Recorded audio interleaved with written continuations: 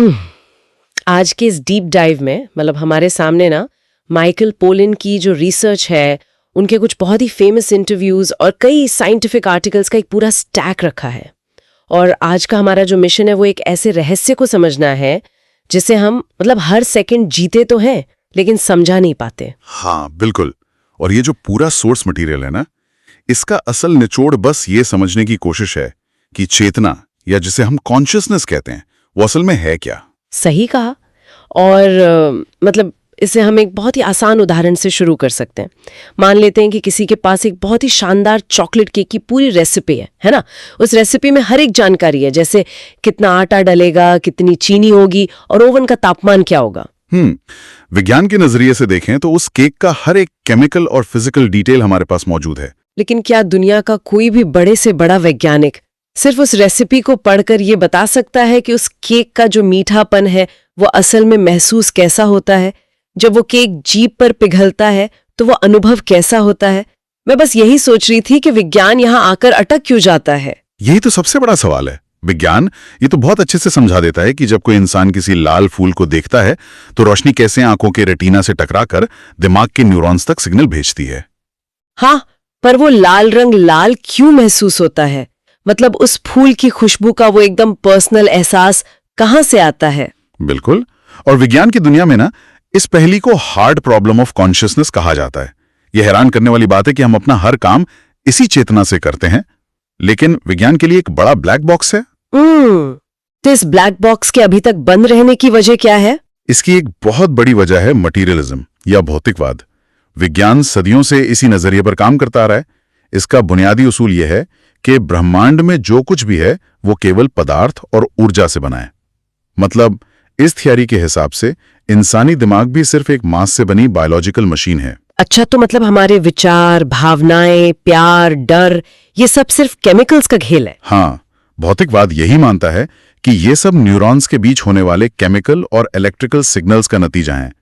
लेकिन Michael pollen की खोज और नई रिसर्च बता रही है कि ये नजरिया अब एक दीवार से टकरा रहा है। ओह, कैसे? देखिए, ये समझना तो आसान है कि दिमाग का कौन सा हिस्सा याददाश्त के लिए है और कौन सा हिस्सा देखने के लिए, लेकिन उन सारे केमिकल्स के बीच से अचानक एक अनुभव करने वाले व्यक्ति यानी एक कॉन्शियस सब्जेक्ट का जन्म कैसे हो जाता है।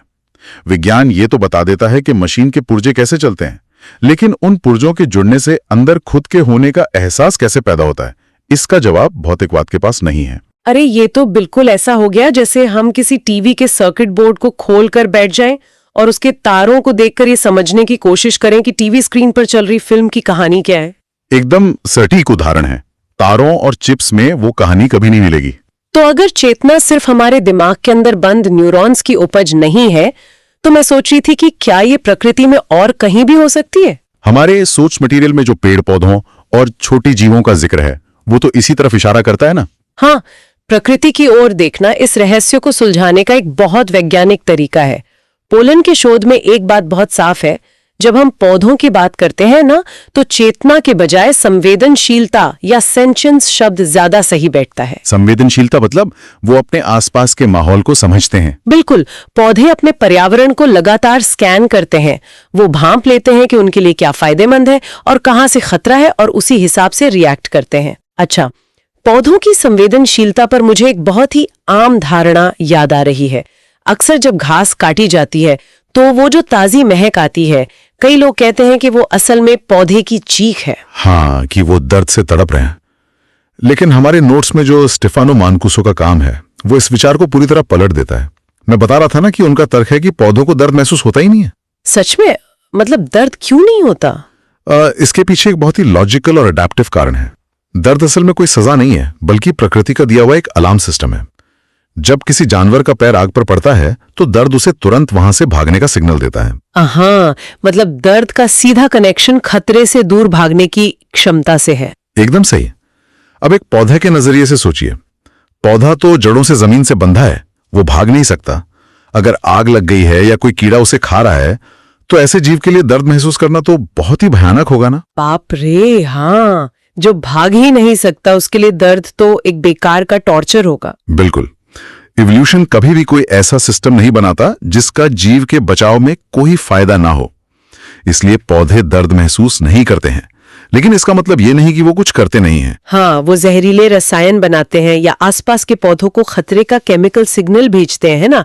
प्रकृति का ये डिजाइन सच में कितना शानदार है। और अगर पौधों की ये बुद्धिमत्ता हैरान करती है, तो माइकल लेविन के जो प्रयोग है ना, प्लेनेरिया नाम के चपटे कीड़ों पर, वो तो जीव विज्ञान की पूरी समझ को ही हिला देते हैं। उन्होंने इन कीड़ों को भूल भुलैया पार करना सिखाया, मतलब उनके दिमाग में एक नई याददाश्त बनाई। और फिर उन्होंने उन कीड़ों का सिर काट दिया, राइट? तो दिमाग और न्यूरॉन्स तो चले गए। हाँ, प्लेनेरिया की खासियत है कि सिर कटने के बाद वो मरते नहीं हैं, बल्कि एक नया सिर उगा लेते हैं। लेकिन सबसे चौंकाने वाली बात ये थी कि जब नया सिर बना तो उस कीड़े को वो पुरानी बातें याद थीं। एक मिनट, क्या अगर दिमाग कट गया था तो वो पुरानी यादें कहाँ से आईं? यही तो पुराना मॉडल कहता है कि यादें सिर्फ सिर के न्यूरॉन्स में स्टोर होती हैं, लेकिन लेविन ने साबित किया कि यादें केवल सिर में नहीं थीं। यहाँ बायो इलेक्ट्रिक फील्ड्स का कॉन्सेप्ट आता है। शरीर की हर कोशिका का अपना एक छोटा सा वोल्टेज होता है। मतलब वो सिर्फ केमिकल्स के जरिए बात नहीं करती, बल्कि एक पूरा इलेक्ट्रिकल नेटवर्क बनाती हैं। हाँ, और ये नेटवर्क एक ब्लूप्रिंट या सॉफ्टवेयर की तरह काम करता है, जो जानकारी को सिर्फ दिमाग में नहीं बल्कि पूरे शरीर के एक अदृश्य फील्ड में सुरक्षित रखता है। अरे वाह, ये तो बहुत गहरी बात है। मतलब यादें किसी हार्ड ड्राइव की तरह एक जगह मौजूद नहीं है, वो पूरे सिस्टम में फैली हुई हैं। हाँ, और लेविन का काम यही नहीं रुकता। हमारे सोर्स मटेरियल में जो जीनोबॉट्स का जिक्र है वो तो और भी क्रेजी है। बिल्कुल, उन्होंने मेंढक के भ्रूण से सिर्फ त्वचा की कोशिकाएं ली। आमतौर पर इन कोशिकाओं का काम सिर्फ बाहरी परत बनाना होता है, लेकिन जब लेविन ने इन्हें अलग करके एक साथ रखा तो वो कोशिकाएं आपस में जुड़कर एक नया 3D जीव बन गई, है ना? ये छोटे जीनोबॉट्स पानी में तैर सकते हैं, रास्ते पार कर सकते हैं, और सबसे अजीब बात यह है कि मेंढक के डीएनए में तो ऐसा कोई कोड था ही नहीं कि तुम्हें जीनोबॉट बनना है। हाँ, ये प्रयोग साबित करता है कि जीवन को दिशा देने वाली जानकारी हमेशा सिर्फ डीएनए या न्यूरॉन्स की मोहताज नहीं होती। कोशिकाओं की अपनी एक कलेक्टिव इंटेलिजेंस होती है। तो अगर एक बिना सिर वाला कीड़ा पुरानी यादें रख सकता है और त्वचा की कोशिकाएं मिलकर नया जीव बना सकती हैं, तो फिर वो मैं या सेल्फ क्या है जिस पर हम इंसानों को इतना घमंड है? क्या जिसे हम अपना अहंकार कहते हैं वो सिर्फ एक कहानी है? थॉमस मिट्जिंगर की रिसर्च इसी मैं के भ्रम पर चोट करती है। वो कहते हैं कि हमारा सेल्फ कोई ठोस चीज नहीं है जो दिमाग के किसी कोने में बैठी हो। इसे ऐसे समझिए, जब हर सुबह नींद टूटती है तो जागने और पूरी तरह होश में आने के बीच लगभग आधा सेकंड का एक गैप होता है। हाँ, वो जो एक अजीब सा पल होता है जब आंखें खुल जाती हैं, लेकिन पता नहीं होता कि हम कौन हैं, कहाँ हैं या आज क्या करना है। बिल्कुल, उस एक सेकंड के हिस्से में कोई मैं नहीं होता, केवल शुद्ध चेतना या प्योर अवेयरनेस होती है। ये तो ऐसा है जैसे कोई कंप्यूटर अपना ऑपरेटिंग सिस्टम बूट कर रहा हो। पहले हार्डवेयर चालू होता है, स्क्रीन पर रोशनी आती है और फिर अचानक से सारी फाइल्स लोड हो जाती हैं। कह रहे हाँ, आज तो सोमवार है, मुझे ऑफिस जाना है। बहुत सही कहा आपने। ये इस बात का सबूत है कि चेतना पहले आती है और मैं की कहानी बाद में डाउनलोड होती है। अगर ये मैं इतना ही कच्चा है तो फिर हमारे रोज के विचार कैसे पैदा होते हैं? इसके लिए वो रसेल हॉल्बर्ट का बीपा प्रयोग बहुत मजेदार है। उन्होंने लोगों को एक डिवाइस पहनाया जो दिन में कभी भी अचानक बीप करता था, और जैसे ही बीप हुआ तो उस व्यक्ति को तुरंत लिखना होता था कि ठीक उसी मिलीसेकंड में उसके दिमाग में क्या विचार चल रहा था। हम अपने अंदर की दुनिया के बारे में कितना कम जानते, ये उसका टेस्ट था। हाँ, और माइकल पोलन का जो खुद का अनुभव था ना, वो बहुत फनी था। मैं पढ़ रही थी कि वो किचन में फ्रिज में कुछ रख रहे थे, डिवाइस बीप हुआ और उनके दिमाग में सिर्फ एक बात थी, अरे मैं काली मिर्च भूल गया। हाँ, मतलब हमारी चेतना जिसे हम इतना महान मानते हैं, उसका एक बहुत बड़ा हिस्सा केवल खाने पीने और रोजमर्रा की छोटी छोटी लिस्ट बनाने में ही खर्च हो जाता है। और वो बेकरी वाला अनुभव तो और भी हैरान करने वाला था। एक ही पल में सैंडविच की धुंधली तस्वीर, चीज की महक, बैकग्राउंड में लोगों की आवाजें, सब कुछ एक साथ हो रहा था एक ही सेकंड में। हर्बर्ट के प्रयोग ने एक बड़ी गलतफहमी दूर कर दी।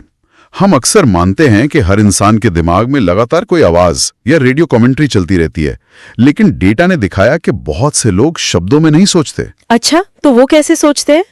कुछ लोग केवल तस्वीरों या छवियों में सोचते हैं, और सबसे अजीब बात यह थी कि कई लोगों के विचार बिना किसी प्रतीक वाले या अनसिंबलाइज्ड होते हैं। मतलब ना कोई शब्द ना तस्वीर, बस एक अचानक आया हुआ एहसास। तो जो महान दार्शनिक डेविड ह्यूम ने कहा था कि दिमाग के अंदर झांकने पर सिर्फ विचार और भावनाएं मिलती हैं, कोई एक इंसान या मालिक अंदर नहीं बैठा होता, वो बात एकदम सच है। बिल्कुल सही। मतलब ये तो सिनेमा हॉल के पर्दे जैसा हो गया। कोई पर्दे को खुरचकर हीरो को ढूंढने लगे तो कुछ नहीं मिलेगा। वो हीरो तो सिर्फ रोशनी और रंगों का खेल है। हमारा मैं भी बस इसी रोशनी के खेल की तरह है। हाँ, जो विचारों के तेजी से चलने से एक भ्रम पैदा करता है। तो अगर हमारा सेल्फ इतना लचीला है तो अलग अलग स्थितियों में ये काम कैसे करता है? हमारे सोर्स मटेरियल में एलिसन कोपेनिक का जो सिद्धांत है वो चेतना को 2 हिस्सों में बांटता है, स्पॉटलाइट चेतना और लालटेन चेतना।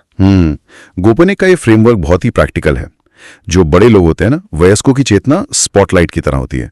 वो एक तेज रोशनी सिर्फ एक जगह डालते हैं और बाकी सब अंधेरे में छोड़ देते हैं। मतलब काम करते वक्त पूरा फोकस सिर्फ उसी एक चीज पर, बाकी दुनिया गायब। हाँ, और ये इवोल्यूशन के हिसाब से जरूरी भी है काम पूरे करने के लिए। लेकिन बच्चों की चेतना अलग होती है। वो एक लालटेन की तरह होती है। लालटेन की रोशनी किसी एक दिशा में नहीं बल्कि 360 डिग्री में फैलती है। इसीलिए बच्चे एक साथ सब कुछ ग्रहण कर रहे होते हैं ना। कमरे की आवाजें, खिड़की की धूप, खिलौने का रंग, उनके लिए दुनिया आश्चर्य से भरी होती है, क्योंकि उनके दिमाग ने अभी हर चीज का अनुमान लगाना नहीं सीखा है। बिल्कुल। वयस्कों का दिमाग तो पुरानी यादों से चीजों को पहले ही जज कर लेता है।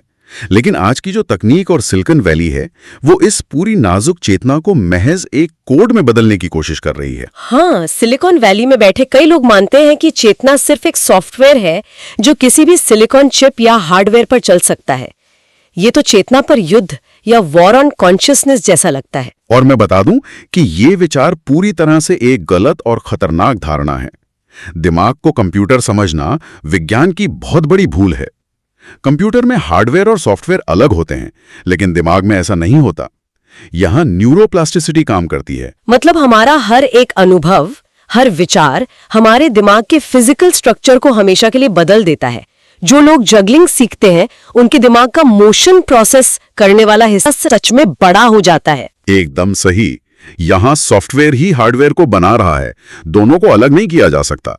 तो चेतना को किसी मशीन में कॉपी पेस्ट नहीं किया जा सकता। और मशीन में चेतना ढूंढने की जिद में एक और बड़ी खामी है। भावनाएं कहां से आती हैं? मशीन कभी कुछ महसूस क्यों नहीं कर सकती? इसके लिए मौत का डर और कमजोरी यानी वल्नरेबिलिटी का होना सबसे जरूरी शर्त है। यही भावनाओं का आधार है। मतलब हमें डर क्यों लगता है या प्यार क्यों चाहिए?